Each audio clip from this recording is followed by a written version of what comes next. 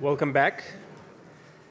So we are continuing further with a second session today, and it's the city reused. And it's going to be chaired by Cormac Murray. Cormac is an architect, lecturer at TU Dublin, and a series editor at Type. In addition to writing for a number of architectural publications, he co-authored the Dublin Architecture Guide, so he's very knowledgeable and said that he might even give us a little tour afterwards. And also he published a Lilliput, published by the Lilliput Press. Cormac is currently finishing a book, America at Home, The Architecture and Politics of the US Embassy Building in Dublin. So very looking much forward to this conversation. Thanks very much. You're all very welcome to The City Reused, and the title is Unlocking Potential in the City That is Already Built, as part of the Open House Europe Annual Summit. So the purpose of this panel discussion is to unlock the innovative potential of reuse and creative adaptation in transforming structures, buildings, and spaces for cultural and creative use. By reimagining what already exists, we can preserve our cultural heritage, reduce environmental impact, and breathe new life into spaces, making them accessible and welcoming to everyone. So this discussion will highlight creative solutions to urban challenges, accessible innovations, and impact on climate action, civic and cultural pride, and community resilience. And I'm just struck, having been lucky enough to attend the talk last night by 30-year anniversary of the Group 91 group, and how what kept coming up, I suppose, was this idea of value of existing buildings and character of existing buildings, and these being sort of inherent qualities that are often unseen by actors, stakeholders, and the general public, and how we have an ability and a responsibility to sort of make these things visible and expose them. And I suppose I would add to that also that in the context of the climate crisis, the idea of this hidden quality of embodied carbon, which can be measured, even adds to that. And what's really wonderful about the panel that I have around me here is that I think each and every person here represents a very different approach to doing that exact thing about sort of exposing the value, the character, and working in an environmental fashion with existing buildings. So I won't go in order of everyone's seating, but I suppose we have Daniel Bell from Atelier LUMA. So Daniel graduated as an architect from the Mackintosh School of Architecture, following studies at the UU Belfast School of Architecture and ANSA Paris Belleville. Since 2017, he's worked as an architect and researcher at Atelier LUMA. And Atelier LUMA is a design and research lab located in Arles in France. Through investigating the resources and know-how in their bioregion and connecting different fields of expertise, they develop local solutions for ecological, economic, and social transition. And recent notable projects of Daniel's are the Lot 8 Magasin Électrique in Arles and No Building is an Island, a phrase I particularly enjoy, the Gwangju Folly in South Korea. And on the other side over here in the other corner, we have Marie Joja and Barbora Ponešová from Archipop. So Archipop is an initiative focused on innovative approaches to activating unused locations and creating public spaces with a social impact. Since its foundation, it has been organizing conferences, workshops, educational events, and projects aimed at the sustainable development of abandoned spaces in the spirit of placemaking. In its practice, it strives to activate places through scenarios of temporary use. And I'd encourage anyone who hasn't seen to go on their website. There's a fantastic database of inspiring projects from all around Europe, which is just a fabulous resource to have at our disposal, all involved in reuse. We also have Britta, Jürgens, and Matthew Griffin from Deadline, to my left. Deadline was founded in Berlin in 1993. They strive to inspire and empower people to create their city themselves. Their practice is focused on realizing built projects together with other engaged citizens. To this end, they have developed a unique field of expertise that combines political activism, project development, process moderation, and architectural design. Their recently completed project, Frizz 23, is considered a groundbreaking example of participative development, which has won several awards, including being a finalist in the EU Mies Award 2022 and the Deutsche Städtebaupreis in 2020. And then lastly, to my right here, we have Timo Hauge from the Regionalverband Ruhr. So Timo is an accomplished expert in industrial heritage, specializing in its adaptive reuse and integration into modern cultural contexts. As the head of the Industrial Heritage Team at the Department for Culture, Sports and Industrial Heritage at Regionalverband Ruhr, he leads innovative projects that bridge historical preservation with modern-day functionality. His work emphasizes the strategic management and promotion of industrial heritage as a vital element of regional identity and tourism. And Timo has contributed to notable publications, including a book on Karl Ganser. His expertise and passion for cultural heritage are further reflected in his significant role in integrating landmarks like the Baukunstarchiv NRW into the root of industrial heritage, which Timo will discuss further, demonstrating the dynamic potential of adaptive reuse. From 2014 to 2018, he was the curator responsible for the sections on the history of German coal mining and global mining since the industrialization of the permanent exhibition of the German Mining Museum in Bochum. Okay, and I'll apologize for some of my mispronunciations there. But I think the way we're going to work it now is everyone's going to give a short presentation for about 5 minutes, sort of introducing their practice and I suppose their initial response to the theme. Then we'll get into a panel discussion and at the end we'll hopefully have some time for a Q&A, if that's okay. So first up we have Barbora and Marie, I think, who are going to kick off. So hello all, it's a real pleasure to be part of this panel and the summit as such. And we are very grateful for Open House Brno that they choose us to represent the topic of architecture, the reuse of architecture, the temporary use here in Dublin.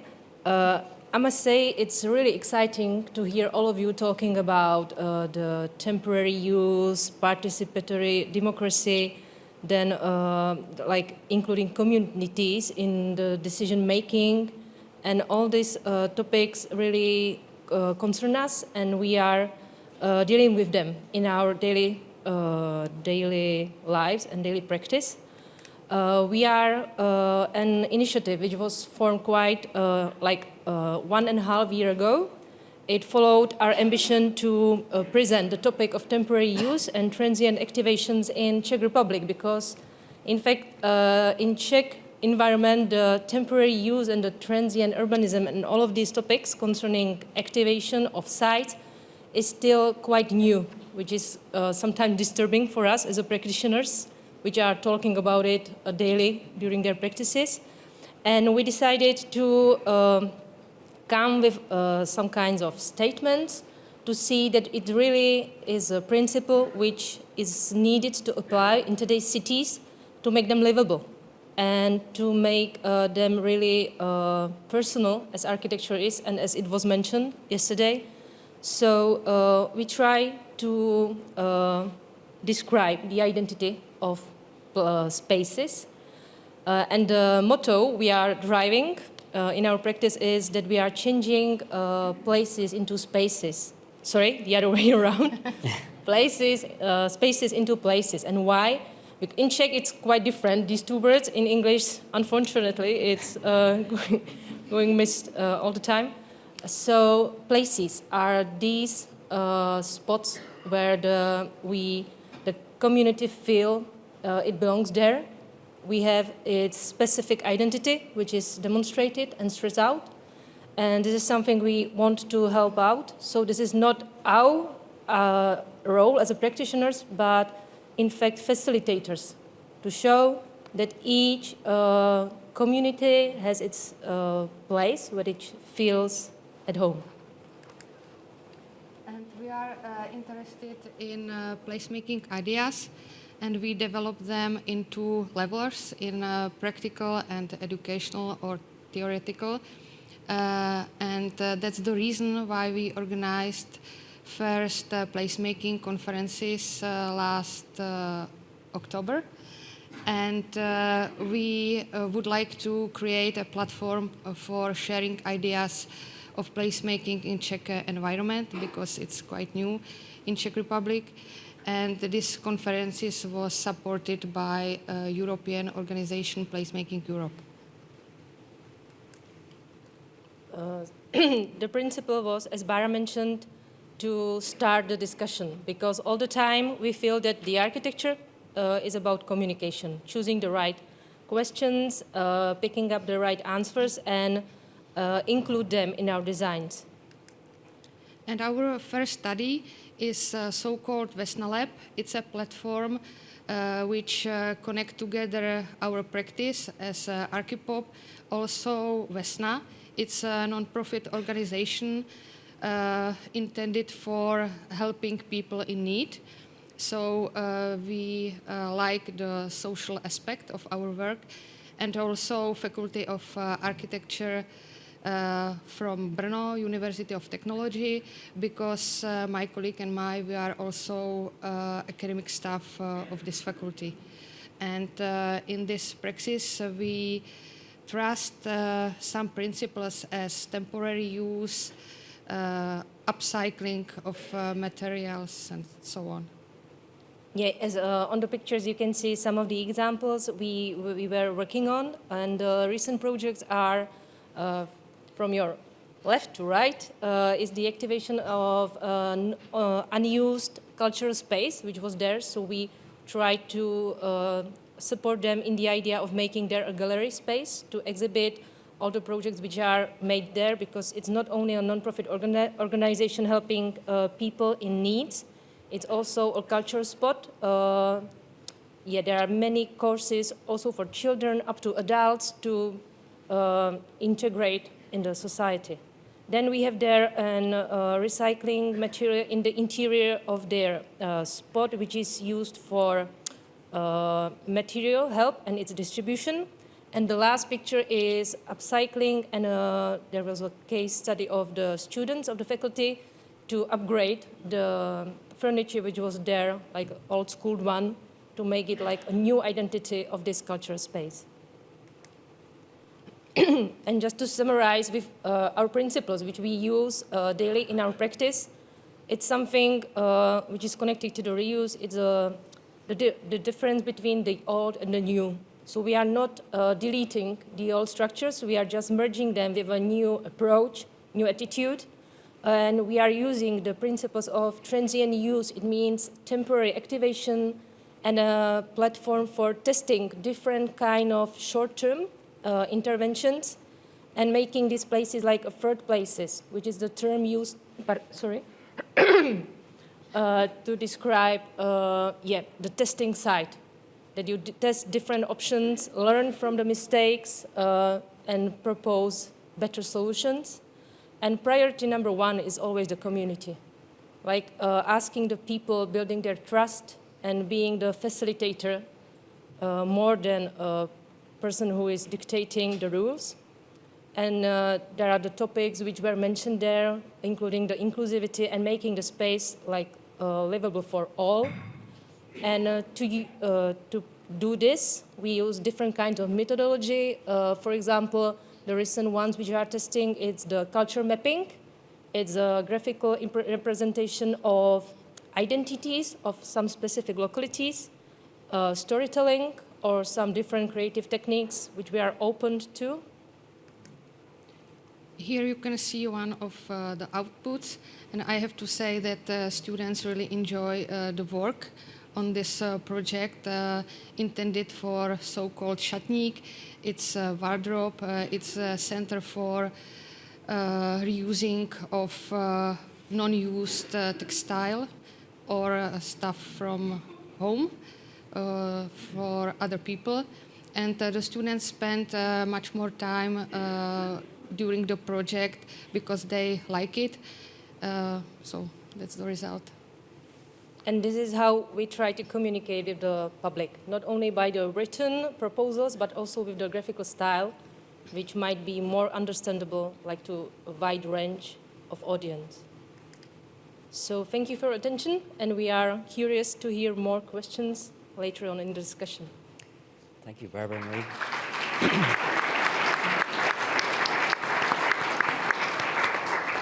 Thanks very much. So we have Timo Hauge up next. Okay. So thank you very much for having me here in this discussion and on this conference. It's an honor to be here. And yes, I'm Timo. I'm the head of the Industrial Heritage, as Cormac said before, as a Regionalverband Ruhr, or Regional Association Ruhr. Like, it's a communal political association with its own regional parliament. And as this communal political association, we are head of the route of industrial heritage at the Ruhr. Yeah? And at the Ruhr, for us, it is really, really important. We have a lot of different tasks to do for the route of industrial heritage. And the first and most important part is to create the network and to live the network and organize. And organize the network. And here you see a couple of pictures from our events. We had, for example, down on the left corner, you see our event last year was our 25th anniversary that we celebrated with 600 people on the UNESCO World Heritage Site, Colliery-Zollverein. But that's the most important part from us, to keep everything together in our region and to get everybody with everyone connected. To promote for industrial heritage is another important part of our work. It's classical marketing. You have here on this billboard, or on this billboards for our 25th anniversary. And what's important is, because it's part of our education system, is the signage that we have at all the industrial heritage spaces we have at the Ruhr. With our designs, we get information there. We connect the places with the online situation we have with the web, where you can get a lot of information about the industrial heritage and the transformation of all those places, and have the education for the next generations. What really important is to develop the places as well. Develop means, in this case, for example, the construction site. We started with the route of industrial heritage at IBA Emscher Park as a project of the IBA Emscher Park in 1999. And the foundation of the IBA Emscher Park had just one approach. We had the huge economical crisis at the Ruhr, because the coal mining was decreasing, the iron industry had huge problems, and so the new approach was to take all the places, to develop them, and to create tourism as a new economic sector for our region. That was the original approach. But that changed a lot in the years, and changed a lot, especially in the last years, where you had a huge development of new places and a change how to develop those places. I come back to that later. Yeah? Since 2019, we have an expansion with new anchor points. Anchor points are the primary industrial heritage sites we have at the Ruhr. That's anchor points is our name for them, and there is a possibility to gain into this route of industrial heritage since 2019, and that's an important part, which I'll come back. Yeah? But a huge part for us is to keep everything in shape, to keep everything running, and to take care that those places are not tearing down, that they don't break down. Yeah? And so make a huge approach every year for the 5 biggest industrial heritage sites at our region. They get every year like 9.5 million euros for rebuilding the buildings, for repair something, and to get everything in shape at the Ruhr. Here are some numbers from the route of industrial heritage here. It's like 400 kilometers round track by car, 1,250 kilometers by bike, which connect all the anchor points, 27 of those anchor points. And those panoramas, those are the old coal heaps we have with, sometimes you have art installations on those coal heaps, or they are just there for, I don't know, like for new energies, like wind energy or solar energy. They use those panoramas where you have a nice view over all of our region, and the settlements we have. And in those 25 years of the route of industrial heritage, we had more than 120 million visitors at those places. And when you talk about this 120 million visitors, those are just counted at the 27 anchor points, and not the other places in general. So, this is a picture of the route of industrial heritage, where you have those anchor points, those panoramas, coal heaps, and those settlements. Those they connect to the complete region. The region of the Ruhr area is a really dense region with like 53 cities really close by. You normally don't see when you leave one city and you drive into the next city, and it's just a huge dense region with like more than 5 million inhabitants.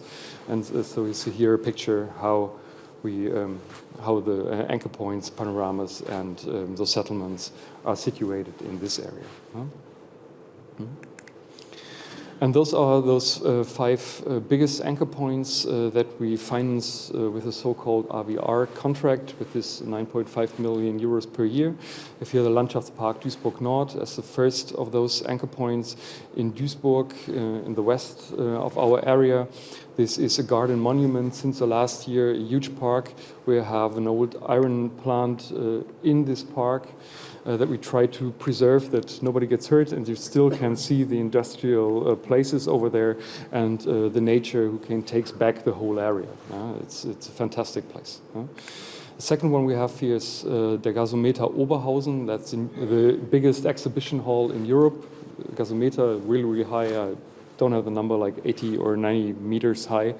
You can climb up there and take a look over the whole region, but they have huge exhibitions in there, just spectacular exhibitions. Like right now there's the exhibition Planet Ocean, where they talk about preserving the ocean and the pollution of the ocean, and take the topic of the climate change and the pollution of our nature directly into the center of their tellings, of their story. Here is maybe the most famous industrial heritage site that we have in the Ruhr area.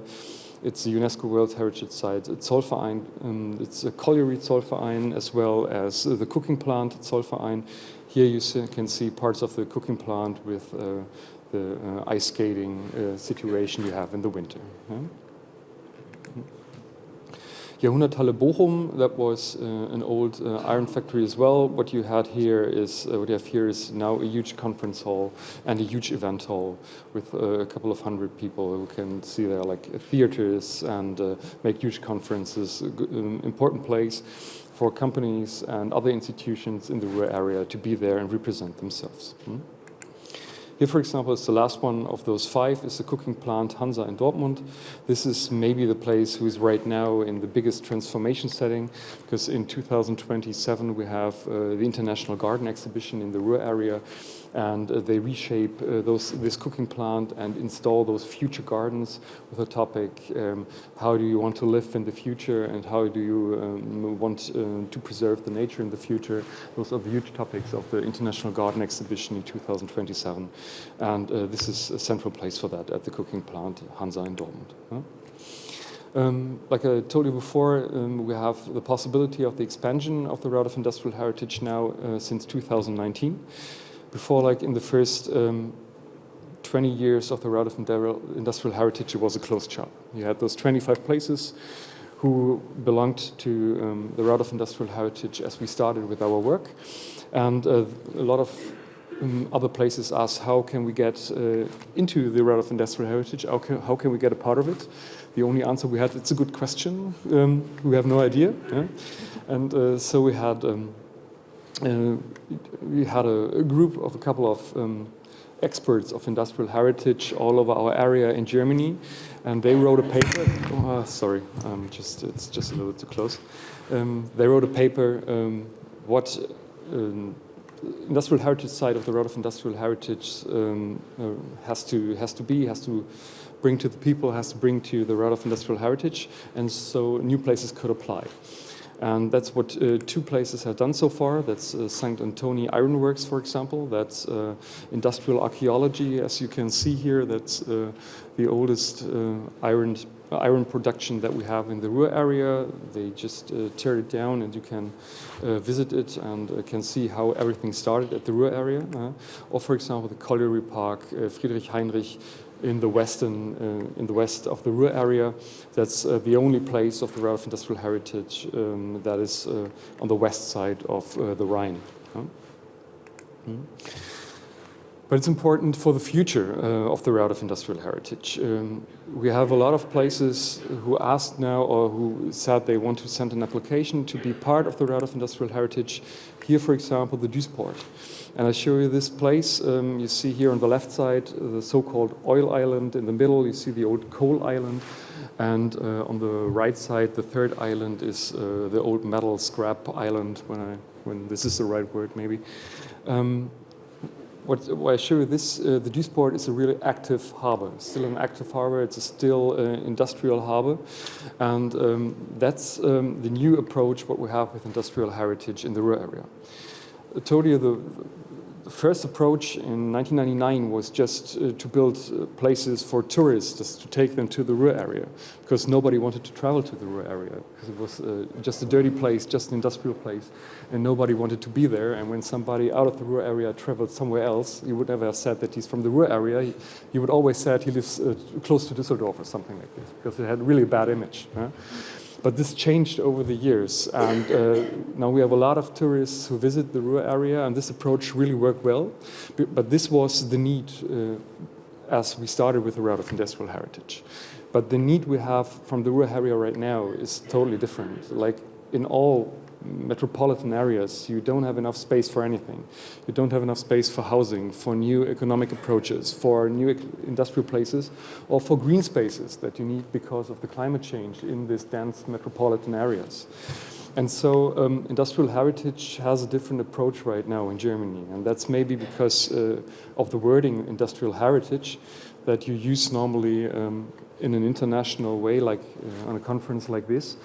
When you talk in Germany about industrial heritage, you would translate it normally to industrial culture when you translate the word that you use in German literally. No? And industrial culture has a little bit a different approach than industrial heritage. Told you about the coal heaps and the settlements that are part of our route of industrial heritage. They are connected to that, and all the associations maybe who worked formerly there, they are connected to that as well.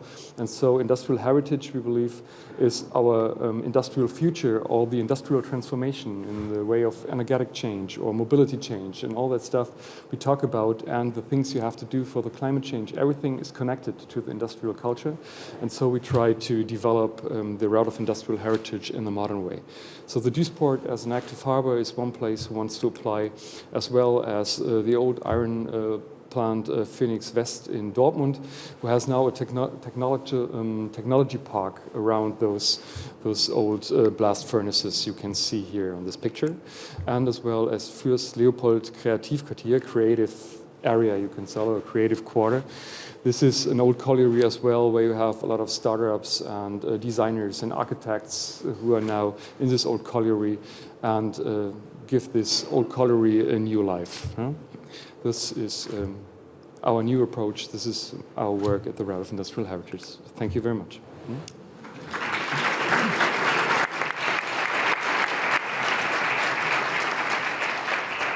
Thanks very much, Timo. And I suppose staying in Germany, we'll head over to Matthew and Britta from Deadline Architects. Yeah, hi. My name is Matthew. This is my partner, Britta. We flipped coins this morning, and I'm going to do the presentation, and she's going to answer the first question. So the project that we're going to talk about today is the reuse of a fine arts university in Kiel, which is in northern Germany. It's on the Baltic Sea. It's a small town of 250,000, and it's located right in the center of town. And it was actually kind of cool to see these old industrial stuff from the Ruhrgebiet. We were just there a few months ago visiting Britta's brother and visited Duisburg Nord. It's really an amazing landscape with all these old industrial things. And it also raises the question is, how do you actually maintain the character of an old thing and still keep life coming into it and prevent it from falling apart? And this is a theme that is also part of what we're going to present here. So I thought that connection was kind of nice to draw. One of the things about this old university building was that the university left about 10 years ago, and when they left, the director of the university gave the keys to the building to an artist that he knew. And then this artist sort of moved in and put in his studio, and then all of a sudden this whole community started to develop like around this coral reef of an old structure. So these are some portraits that I made of the people that are working in this place. There's nobody living there, it's all workspaces. And they're using the existing infrastructure of this building and doing new things with it. So there is a community wood shop in the art school wood shop. It's a really amazingly kitted out place. Like when the art school left, everything was still standing around and the machines were working. And so there's some older men running these machines and people can come in and do stuff. It's become a kind of a cultural incubator. The rents are very low. Kiel is not a very wealthy town. It's small. So we live and work in Berlin, and in Berlin there's all kinds of these kind of creative reuse projects where artists have sort of occupied something and they're doing things there. And in Kiel, it's not so common. So this project is very important to the city of Kiel. They believe that it's also important to maintain this community as an attraction to the young people so that they don't all move to Berlin. But anyhow, Kiel is actually a really nice town. It's by the water. You can go swimming in the ice-cold water every morning if that's what you want to do. And the space here, as I said, it's right near the water and it's right near the city. And it's got this amazing structure of courtyards. All the building, or most of the buildings are 1 story high with a lot of glazing. And they've got these beautiful old trees running through them. And if you take a picture from across the street, you can hardly see the building at all because it's so beautifully overgrown. And that's what happens when you have a place that's been there for 50 years and it's quite small to start with. And so these are all really valuable spatial and built resources that we want to try and maintain going forward. It's like working on a living reef, and how do we keep everything going there? So this is a drawing of the building. The white part, it's sort of hard to distinguish. In the middle, that's the building that we're talking about. Then there's all sorts of buildings around it, which are kind of gray, but it's maybe hard to see the difference on this picture.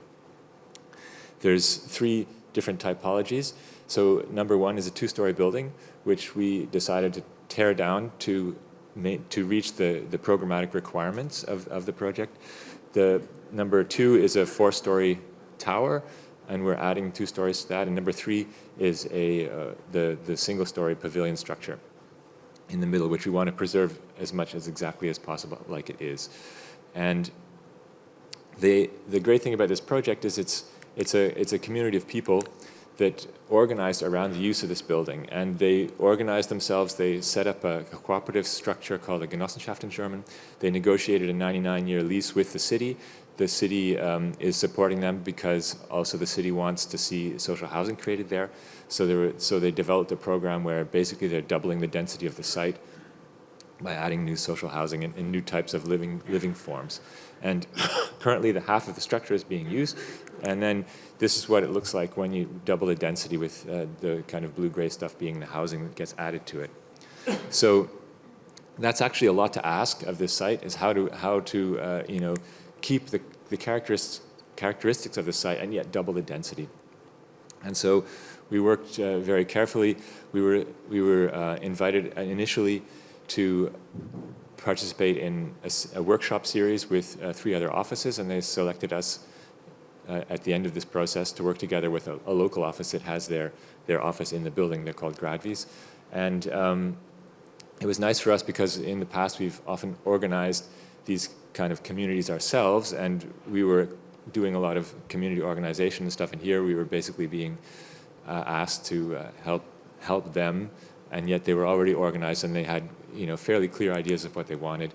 And it's been a long discursive process, and it's been quite nice working directly with them, with these young and engaged people. This was one of the workshops. It was in the post-corona time, so we were all wearing masks.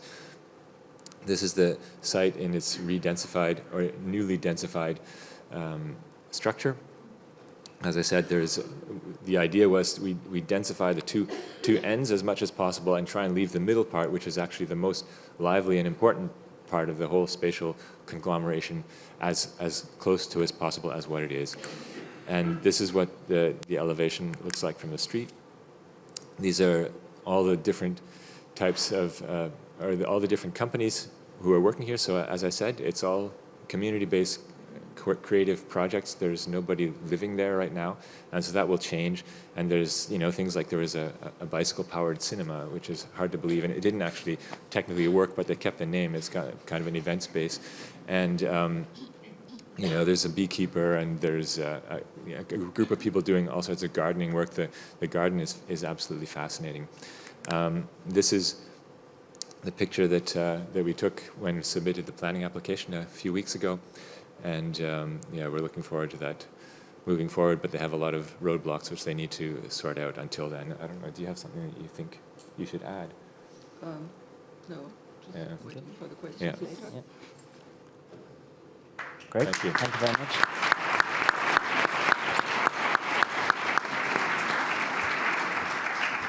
And lastly, we have Daniel, thanks. Thanks. So I should probably start by obviously thanking Open House and the Irish Architecture Foundation for inviting me here. And maybe just to say, normally I do this presentation in 20 minutes, but I'm going to pack it into 3. So let's see how that goes. Much appreciated. So of course I'm from Atelier LUMA, and what we describe our practice as is a bioregional design practice. Bioregional.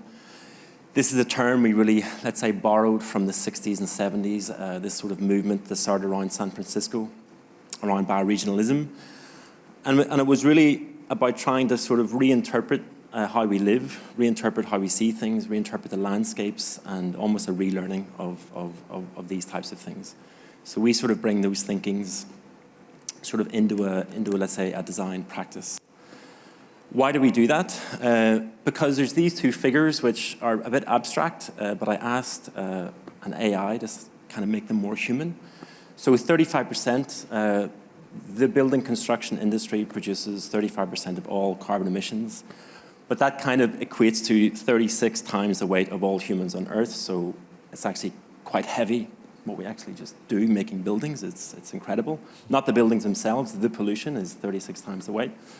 And 10,000 kilometers. So if you have a piece of steel, maybe in this building here, you can normally suspect that it'll have traveled around 10,000 kilometers before it went from being extracted to maybe mounted on a ceiling. So these two things for us are a bit crazy or a bit hard to understand. Why is it like this? And that's kind of what our work is based around, in some part trying to sort of understand and make sense of. So we sort of fundamentally believe materials are heavy and should stay local, and ideas and people are light and can be global. So these are the two things which really guide a lot of our practice.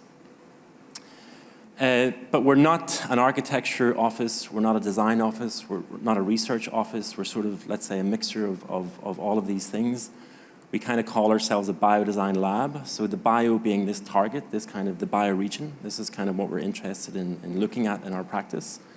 Design is really the specific, métier or profession that we really bring as an application to what we're looking at. And a lab is really the resource, so that's where we work. We work in a kind of lab and workshops and offices and these types of environments. The team itself, in our practice, I'm an architect or reforming architect, as I sometimes say. We have designers, other architects, we have biologists, sometimes artists, and then we have a huge range of collaborators that we work with on all sorts of different projects. So we really always try and bring this kind of multidisciplinary approach when we're looking at certain issues. We got going in 2017, in the summer of 2017 is really when we started working as Atelier LUMA. And since then, we've been trying to develop a methodology that which we can begin to sort of communicate, disseminate, and explain a little bit our practice. And it goes around these sort of 4 points that you sort of see: find, connect, engage, and share. Find is a little bit kind of the Sherlock Holmes bit where you're sort of trying to figure out stuff, what you're looking at. Connecting, you'll see all these things later when I maybe explain them with some images. Connecting is a bit the sort of chef in the kitchen, sort of trying to put things together and taking certain recipes in, materials, people, these types of things, concocting something and then engaging this kind of implementation is when we sort of test it a little bit in the real world. Sharing, that's really about education. So we really try and have this within each project we do. It can be a public workshop, or it could be a publication, but something which tries to in some way disseminate a bit the savoir-faire and kind of knowledge that we're sort of building when we're doing projects. All of those things are really centered on a kind of regional anchorage. So everything we do is really only done in a certain context, and it could not be done in the same way, let's say, in another context. This you probably can't even see any of the writing, but it's one of the tools that we developed when we started working with kind of real-world projects, materials, people. So this is kind of our kind of baseline working tool. It's a cartography, a kind of way to map a certain specific problem that we might be looking at. So this map is actually relating to reeds in Denmark.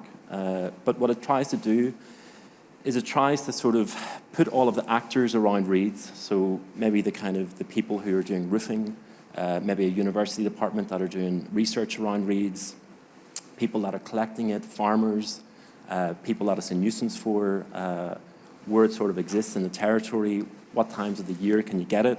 So we sort of try and map everybody and thing who is interested in reeds and who we might be interested in actually talking to. And from that, we try and then make a project. So this I wanted to show because it's actually where we are in Arles in France. You can maybe see the kind of Roman Colosseum, sort of maybe up near the center at the top. And that's the city of Arles. But what's interesting about the city of Arles is as a commune, it extends right down to the Mediterranean basin. So in terms of its surface area, it's the largest city in France, but it's a population of 36,000 people. And all of the bits in color are the things that we've done from, let's say, 2017 to 2019.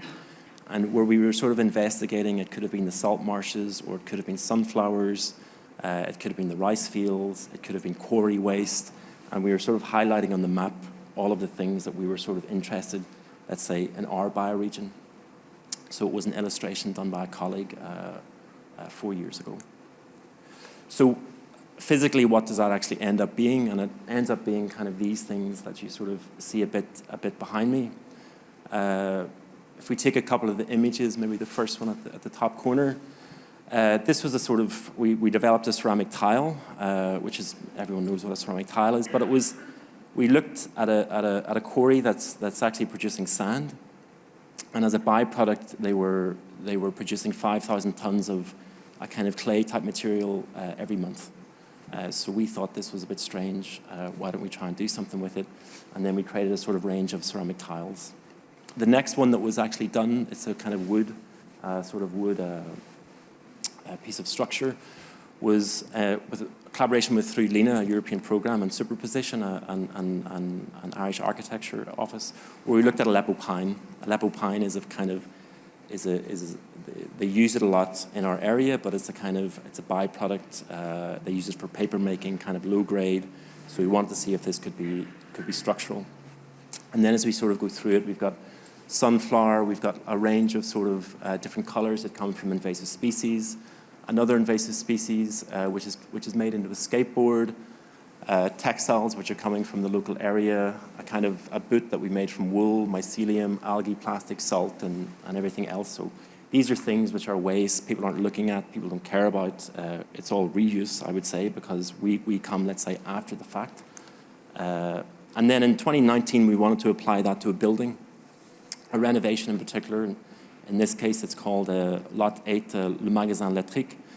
And we wanted to see with BC Architects, BC Materials and Assemble, if we could, let's say, take what we had done since 2017-19 and, let's say, renovate a full-scale building, which here is around 2,200 meters squared, an old kind of railway depot from the 19th century. So we ended up making around 18 kind of new materials and renovated this building with those materials, all of which were coming with coming from a 70-kilometer radius of the building itself. One of them here I showed, which is stone dust. The region of Arles isn't really known for many materials, but it's really known for stone. There's a lot of stone extraction, which is a great material, but there's also a lot of dust, which we ended up transforming into the image here that you'll see, which became a kind of structural wall, stone dust, building rubble, and then the structural binder was a clay that we used. So all fully recyclable, not using cement, not even using lime, and it was just a process we sort of went through to do this building. So at the end of the project, you end up with a sort of, let's say, a passport for the building, a passport for where the materials came from, where the people came from, where the research was, did somebody do a structural test on a material. So you're able to really look at the building on this map, the 70 kilometers, and really see where each little bit of it came from. If we look at other areas, so this is a recent project in South Korea that we actually called No Building is an Island, from the poem No Man is an Island, which is really kind of what we're always talking about, even if we're talking about reuse in the city of an existing building. What is it made of, and where does those things come from? Which is really what we're looking at all the time. So in South Korea, we really looked at shell farming, and we looked at algae farming as kind of our, let's say, prompts as the things we were interested in. And yes, of course, we found lots of, let's say, opportunities that we could do lots of different things with just using the byproducts of those industries. We're not competing with anything. We're just using the waste that's kind of left over. So with the shell waste, we're making kind of, we made a range of oyster bricks. We even transformed oyster shell into live lime, and reused an old live lime process called hot lime mixing. And then you had a range of plasters, ceramic finishes. With algae, we were looking at panel making. Algae in South Korea, they often use for plasters, so then we applied it as a kind of as a replacement binder in plaster making. And then we actually made a hanji paper, which is like a traditional paper making in Korea, but use algae as one of the properties to make paper. And then at the end of that, we sort of renovated what's called a hanok. So it's a traditional Korean building, which you could have destroyed. It was in a really dilapidated state, but we wanted to renovate it and to kind of showcase a little bit the possibilities of this region. So we were working in Guangzhou City, and in the tiny, tiny little map is the kind of region around Guangzhou, which takes in the peninsula, which takes in the algae farming, which takes in the oyster farming. And then we're really in all of those places and sort of showcasing the possibilities when you look at a region a bit differently. So that's what I would end on. Materials are heavy and should stay local, and ideas and people are light and should be global. Thank you.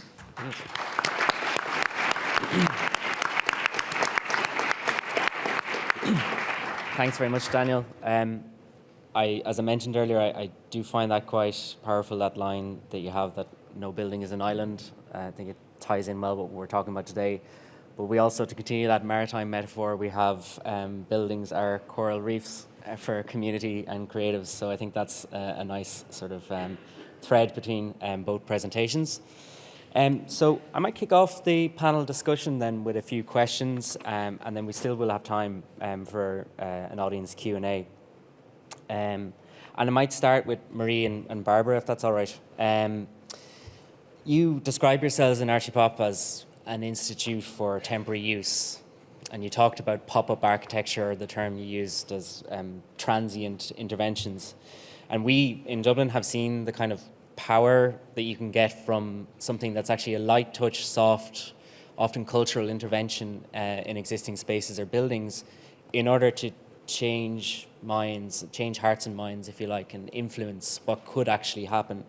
So I'm sort of interested in what you see as this sort of follow-up to something that is intended as temporary, and then how do you ensure that, I suppose, the principles you're embedding become permanent one day, or what actually does end up in that place is good and can be produced at scale. Do you have any thoughts on that?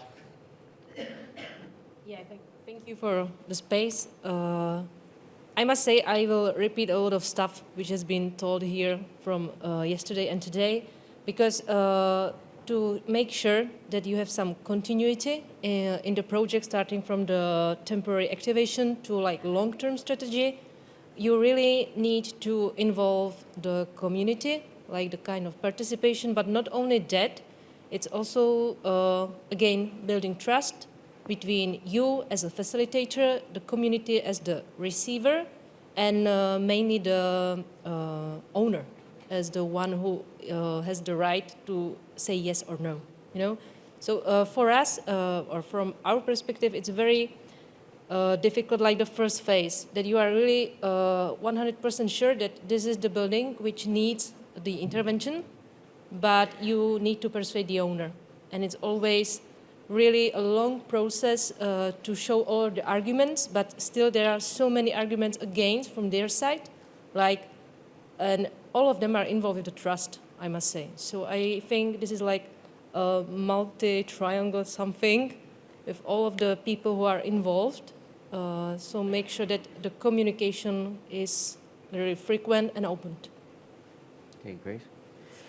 I mean, that actually ties in well with what I was going to ask Timo. Just on, I suppose, specifically in your area of expertise, and you, as you stated to me earlier, you don't come from an architecture background yourself, but you still, you're dealing with these post-industrial buildings, and I suppose outside just purely restoring them into a new use, you have the added complication of them having been in recent memory places of employment. You'll have people who used to work there, visiting there, might have lost their employment, and I suppose you're trying to ensure that they're involved in how we respect and understand these buildings. So how has, I suppose, people who have this connection to the existing coal mines, how have they sort of featured into what you're doing in the Ruhr Valley? That was a really important part in the Ruhr area, because I guess a lot of those places we still have now as a route of industrial heritage or as industrial museums wouldn't exist anymore if there haven't been a communal approach just to preserve those. There was a huge fight in the past, sometimes between the politics and the people who were living there and worked there in the past. So sometimes the politics just thought, okay, we don't have the coal mining industry and the iron industry anymore. What we need is new place for new companies. And they wanted to tear down everything, a lot of, and then to build a new street or whatever. Yeah? But first of all, there wasn't a huge line of new big industrial companies who wanted to use all those big areas because they have been polluted, for example. Yeah. And that's really expensive just to clean everything up and then to reuse the area, not the buildings as itself. It's about the earth down there. That's most important, that's the thing. And so a lot of those people who live there, who work there, they had the approach that they need to keep these buildings and that there must be a public approach just to get rid of the waste that is there, and that they then can reuse it, especially to preserve the identity of the region. Yeah? I told you that we have a really dense region with like 5 million people. Most of them just came because of the coal mining industry and the iron industry. It's a lot of waves of immigration to this area. Yeah? And you could have never get the people and the cities together if they haven't talked about an identity, or there wasn't an identity that keeps all those cities together. And there was the idea, for example, when you talk about the Ruhr area, that there is no Ruhr area at itself, that it's just an idea out of the coal mining industry and that every city is by itself. But we have still this area together, and that is because of this identity, and this identity wouldn't be still existing if there weren't all the people who are fighting for keeping those places intact and giving them a new purpose. Yeah, that's great. Thanks very much. I suppose to Matthew and Britta, then I suppose one of the themes that we're grappling with as well is this concept of accessibility and inclusion. And I know well, it actually seems to be the case in the project that you presented today, but I was also aware in your Frizz 23 project, actually responding to the individual needs of the users of the building was a big part of that. So it was, if you like, a bespoke response, design response for each person that was going to end up using the building. And then also getting people involved at the very early stages, sort of a democratic, participatory approach. How do you think that sort of changes when you're dealing with existing challenging buildings for adaptation? In that, do you think there has to be a sort of compromise that you're met with when you're dealing with trying to make a building as accessible when there could be just major, structural defects or, major interventions that are needed purely from a functional point of view or a preservation point of view either? Well, in this case, I think, as often, I think there is not this one solution. And I think, especially, first of all, projects like these, you have to accept that it will not be efficient in a monetary sense, but it will be efficient in all other levels.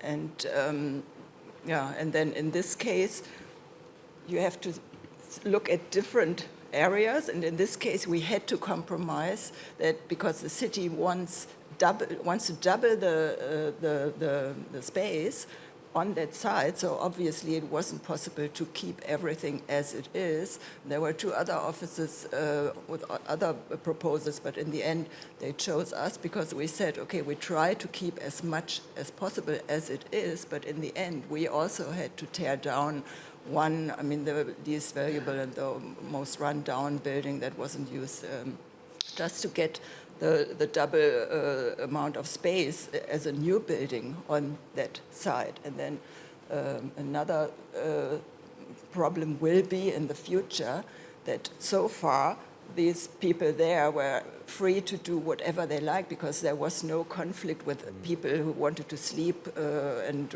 just live there in peace. And so soon, there were parties and events and concerts and building, and so they're used to be able to do what they like with noise around the clock.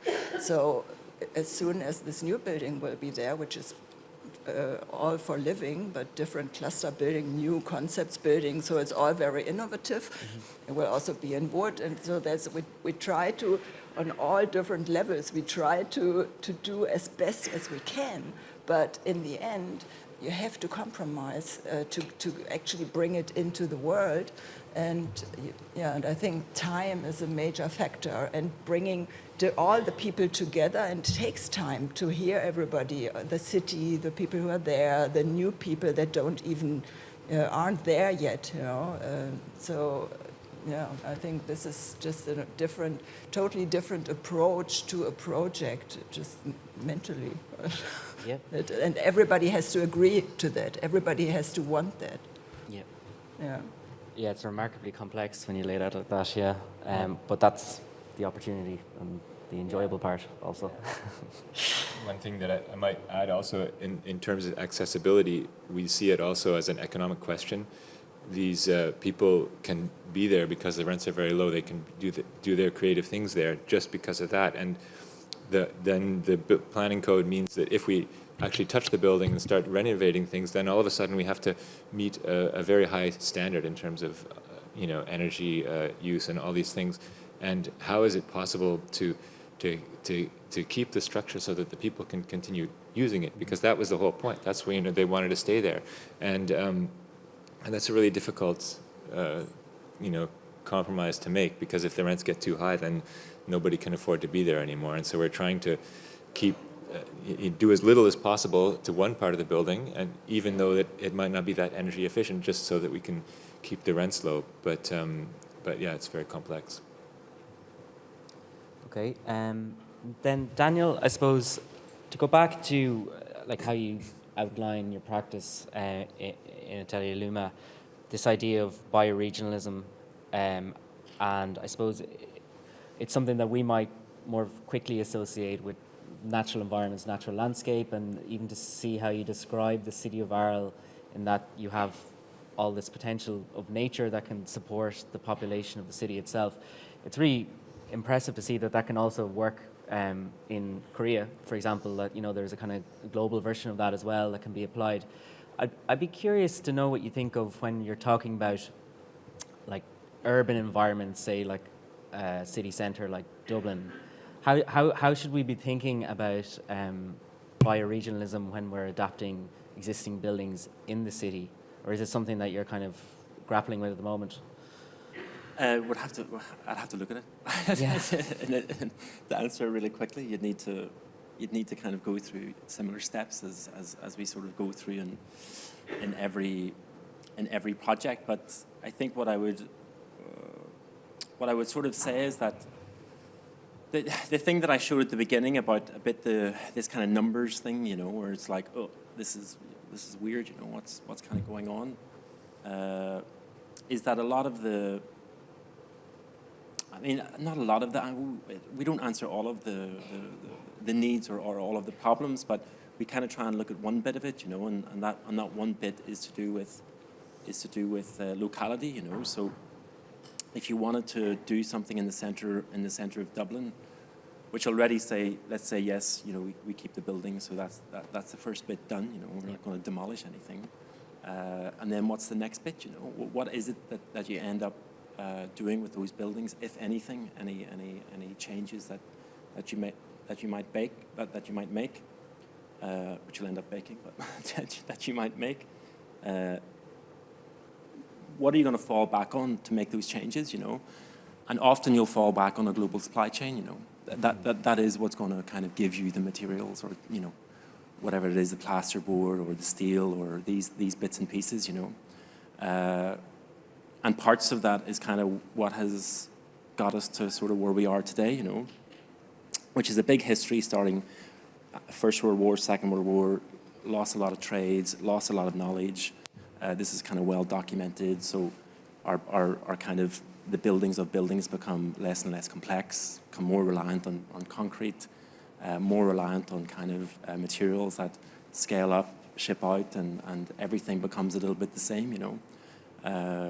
If you look at, I don't know, a housing development in China, it probably looks quite similar to a housing development in, I don't know, the south of Ireland.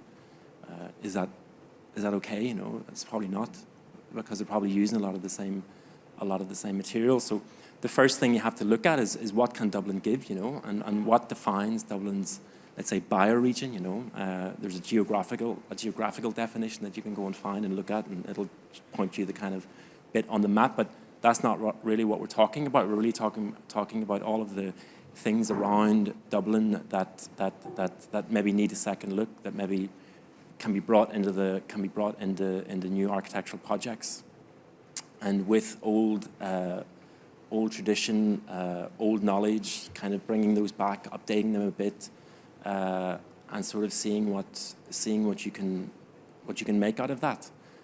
Already there's probably a lot of byproduct in Ireland. There's a lot of clay. There's a lot of building rubble because everybody's destroying buildings. So these are kind of things that, you know, you'll find them sort of everywhere, which will sort of give you a basis to work with. But whenever you're going through that process and doing it, you really begin to then understand when you're inside a space that has been thought about in that way. You really begin to understand your space or that space's place within the kind of larger landscape. You know, you can point to a wall and you can really know this was there and that guy there, and you really understand a bit more about, you know, your space within a building, but also within the wider landscape, which is really important. So because we're so disconnected and distracted from all of those things that we don't think of them really at any great depth, you know. Which is what this kind of bioregional approach then can begin to a little bit bring back, and which is quite the magical bit of it, you know. But I'd love to have a look in more depth.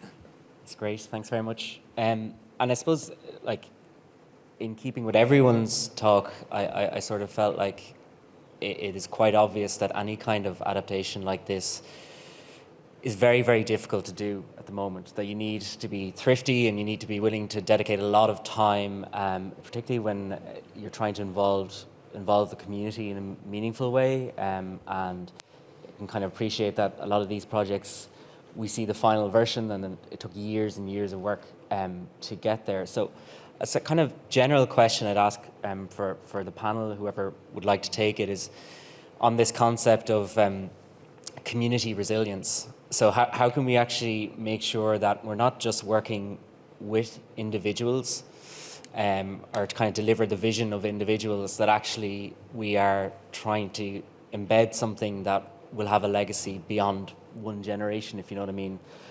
For example, if a specific building was designed around specific users and then eventually they won't be there anymore, like how can we make sure that we're trying to get good principles for much further in the future and actually create our own sort of cultures within communities that will be lasting?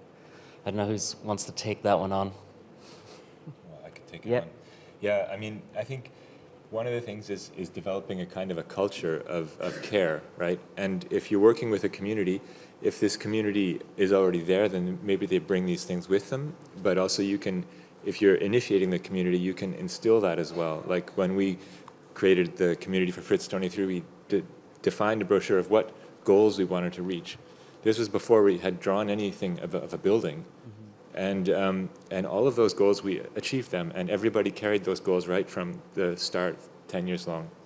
So I think that people are very good at coming together around ideals and goals, and if you can formulate those as a planner, you can get people together. And I think that people really appreciate things that are not just basically hardcore economics and stuff. I think communities want to live, and if you go to places where communities have built buildings, like we visited one island in Croatia where the people who had left the country and gone to the States sent back money to build a cultural center in this tiny little town on the island. This cultural center has been there for 100 years, and it's really important to the people, and some artist friends of ours were reactivating that as an exhibition space, and the people that lived there were so happy that this kind of life had returned to that. So I believe that if you create something with care, a space that works well, and has a specific function, even if the original people that started this process are no longer there, the community will value that and maybe find new uses. Like, okay, you take a workshop that was used to educate art students and you reuse it to become a kind of a community workshop where people can repair their furniture or build new furniture. So I think as architects, if we put this kind of love and care into creating a space help the community to understand that and the community to get them to carry that, then that's what sustainability is about. I would like to add to that. As soon as you work together with the people who actually use the spaces later, they always have other values than just making money. And so that's why it makes so much sense to actually work with the people together that actually use the space later, because they want beauty as well, which, and they want sustainability and they want flexibility for their future generation. They want all these things. And so, yeah. Maybe I can continue, sorry. There is one term, place attachment. It's from sociology and it's from 70s. And I think that it's very important to take as a part building of this place attachment, the connection or bond between community or users and the place. And it's some non-visible brick we have to work with, I think. Sorry. Yeah. Sorry. Just to add, because one of the principles of our work which proved really efficient is like be there on site, like informally talk to the people. For example, the platform we set up was that we really set up a space in the Vesna where we could meet with the students, with the volunteers, with all the people who interact in this kind of community. And we regularly visited this site, and the students also volunteered there in the humanitarian center, and they were picking up stories, writing interviews, taking photos, and all of this kind of information was a starting point for defining the identity. So for me, the most important thing was to be on the site, to listen, and to interact. So, Timo? For us at the Ruhr area, it was always important in the first place to open up the places again. But when you talk about the old coal mining industry and the iron industry at our places, those have been forbidden areas. If you had a job there, you haven't been allowed there. So you had a huge wall around that. So, now the societies, when you open it up again, in all those different quarters and areas, you have different needs or you have different voids that this community needs. And so you have to talk to them in the development of those places to open, and when you open those places up, and because it costs a lot of money, costs a lot of effort to develop those places, and if you don't address the communities around there, it wouldn't work. Then it just won't work. It's not enough anymore just to find a new huge industry or a new huge company or whatever to place it there, and you have new working spaces, and that's all. That's not enough anymore. You need to talk to the people around there, involve them in the development, and fill the voids and ask for the needs that they have, and then it can work. Then it can run, and then you have the engagement of the area around there. Mm-hmm. It's fascinating, yeah. I might do one more question, and then I think we have 2 roving mics, so if people want to get their questions ready. But just a kind of a quick one. It sort of prompted, I suppose, Daniel, by how you described the detective work at the outside of a project, sorry. And I'm kind of interested, we would maybe think of a reuse of a building project to be you visit a building, you'll get a set of surveyed measure drawings of a building, someone will do an assessment from a conservation point of view of that building. But it sounds like everyone who is talking now is drawing on much more than that in terms of traditions, in terms of the community, in terms of materials science. So, and do you think maybe we need to start to kind of broaden the role kind of at the early design stages to sort of try and factor in this, or I guess do you have any responses to that? Generally speaking, for everybody, if it is an important part to think of doing climate resilient adaptations in the future. I mean, I wanted to. Short answer is yes. I wanted to make a response to your previous question about building resilience in communities. Maybe I'll respond to both at the same time, but. Going back to that kind of, we saw it during COVID, the sort of, let's say, how weak the global supply chain really is when something goes wrong, and it's not very resilient, and it's not really made for uncertainty, and the only thing we really live in is, ongoing uncertainty. So in the projects, you're often working in communities that, let's say, are culturally impoverished in the bit that we're looking at. Let's say culturally impoverished. So when you begin to kind of bring these things back, which are already there, but you're just sort of bringing them maybe into focus a bit more and trying to use them in real constructed buildings, then you give that kind of, hopefully then you give a bit of that, let's say, cultural pride back, so people can relate to where these things are coming from. That's based on some notion of tradition, but also based on landscapes and things that are sort of produced locally, which just adds a lot of extra value to when people are looking at things or involved in a public workshop or these types of activities. And then in terms of having something, I mean, the thing we've done, let's say in Arl, which is quite in depth, like we can just give that to somebody else and they can do with it what they like and use it in another project or don't. But the information is there, all they have to do is ask for it, or go and search for it. So once you kind of do all that, the kind of leggy work, then somebody else can just sort of use your research or use what you've done. But you also need regulations to sort of make things happen, because otherwise you'll never get your building passed. So France is quite well developed in terms of the things that we're doing. So there's always a way that you can find to use these kind of unusual types of ingredients and materials. And if you're looking at earth construction or there's a whole regulation dedicated to straw insulation, for example. And you can really just use that and train yourself in it and be trained in it and have a certificate and on you go. So you really need that regulative bit in order that you're not hamstrung in the project, because then we do work on other projects where they say, oh, the insurance won't, which I mentioned, the insurance won't, they're not going to give us the insurance for that, So then you have to try and convince the insurer that it's fine, on building control that it's fine. So you end up in these projects having to spend a lot of time convincing, like literally talking and convincing and showing and testing, and it becomes quite intense. So we could do with something which is already there, baked into a bit the process that would then help bring some of these things into the kind of real world. Does anyone else have any thoughts on that? Be specific. I think we could actually start having some questions then. I think Neve and Anna have mics, so if someone wants to. Yep.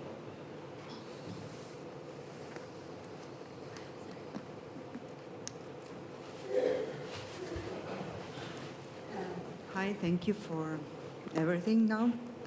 My question is actually, you are talking about a cooperation with community.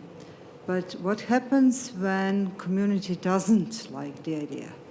Did you have situations where community actually opposed the ideas you came with? I spoke last year with a few people who were into regeneration in Brussels. They literally had demonstrations because of the ideas they wanted to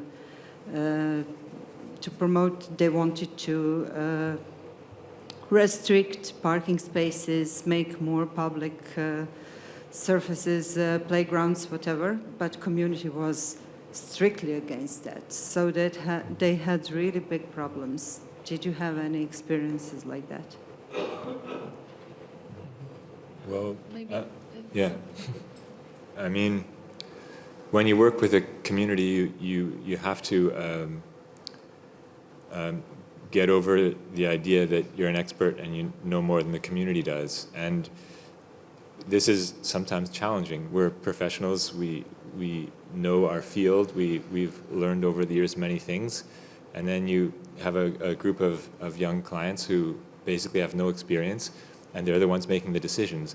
And so like in the project we're working on right now, we're in a classical architectural services role. We're the architects, and we're nothing more than the architects, and we're more used to being completely integrated into the whole structure. And then the communication is different. So in this case, we have a group of people that they make certain decisions which I thought were the wrong decisions.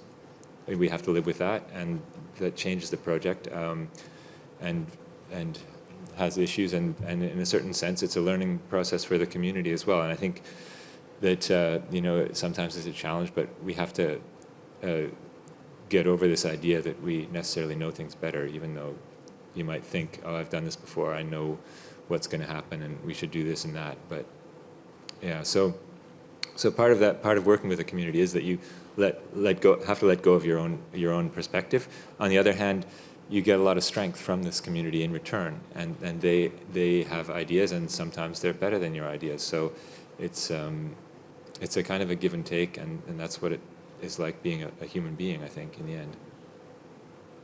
Well, I think any change, if you bring in some new ideas, it's always involved with a lot of time, convincing, talking, mutual learning, and it's just a patience exercise. Yeah. Okay, we'll go for another question. Yep.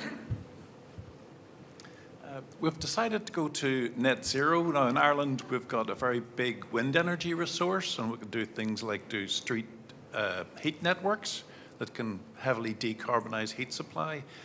So that you could use things like heat pumps and hot water reservoirs, and if we want to keep old buildings, we can do that.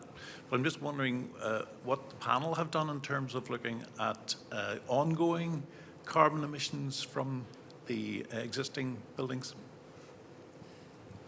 Good question. Because in embodied versus operational carbon, it's actually the operational carbon, which is I think 60% versus 40%. So it's a bit more than the materials themselves. Which in terms of itself, there was a UN paper, I think a year ago or a year and a half ago, and operational carbon, there is a lot being done, like you're mentioning wind farms and stuff, and it's going quite quickly. But the stuff then concerning the embodied, so the materials, is really going like a snail sort of behind it, and not really not going quick enough in terms of innovation.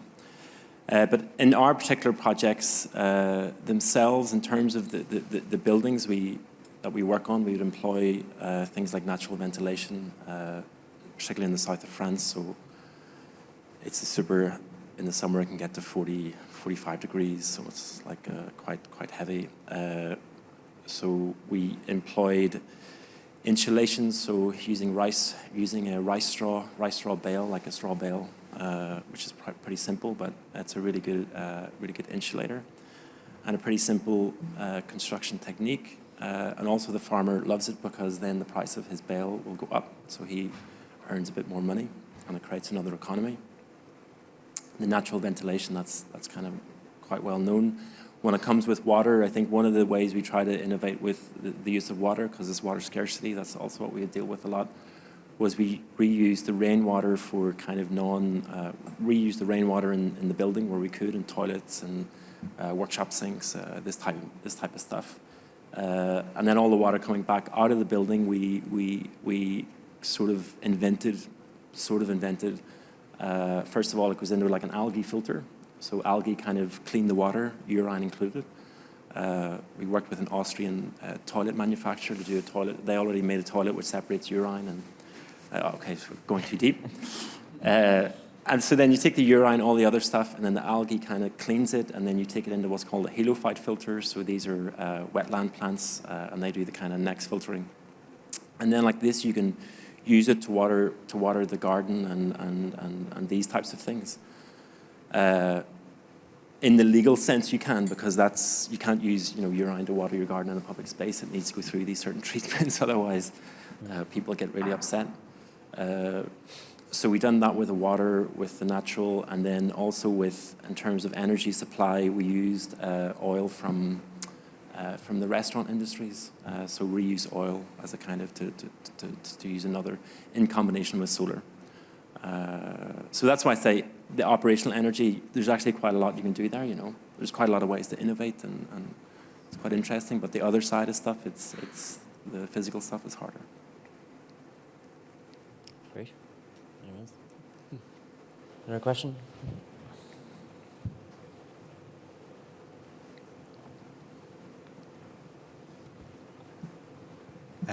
Thanks. Yeah, I was just wondering, and following the talk yesterday, we have a lot of unused and derelict buildings in Dublin and in other cities around Ireland.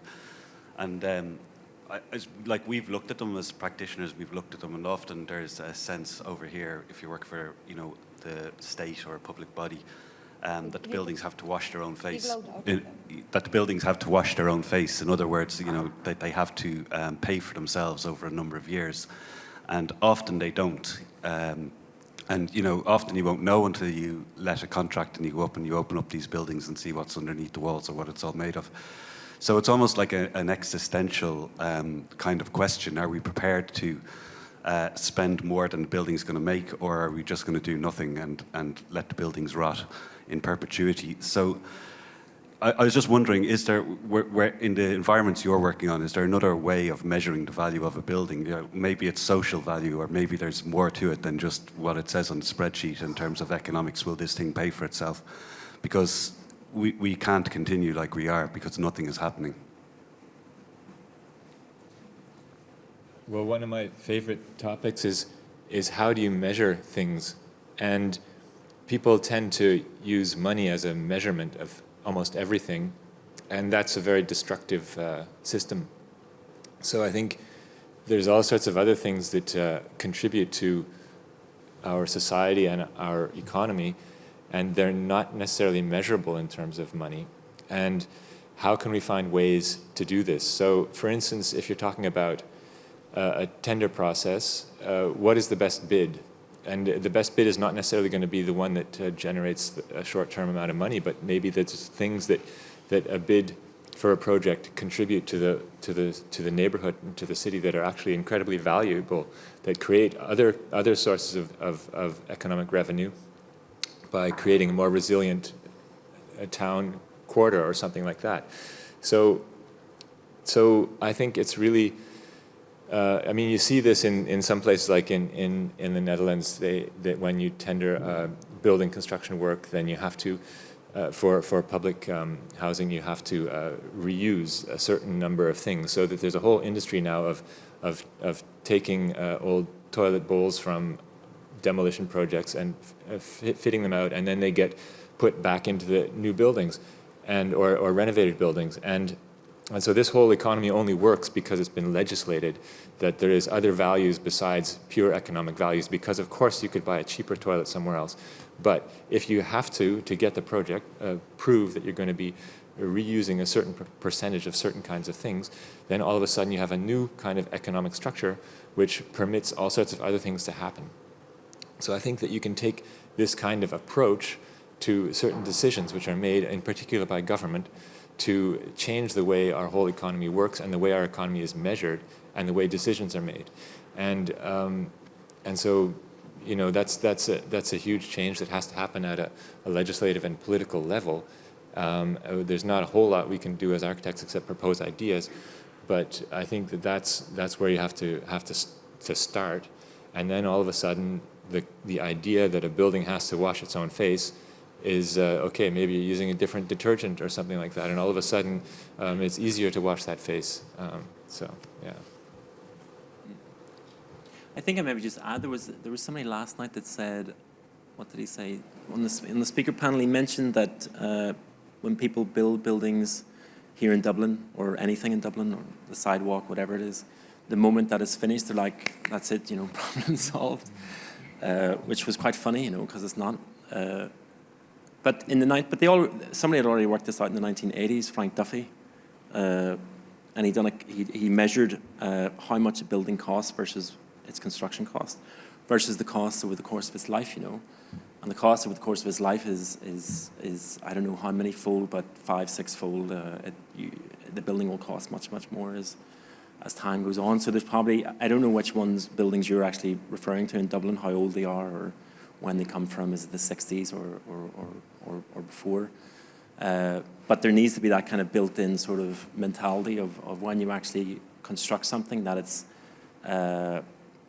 built for change, you know, and it has this kind of embedded, whether into the architecture itself. Stuart Brand talked about learning from buildings or building change into buildings, so he has a whole philosophy around how you can actually do that through scenario buffer design, which is like a business concept.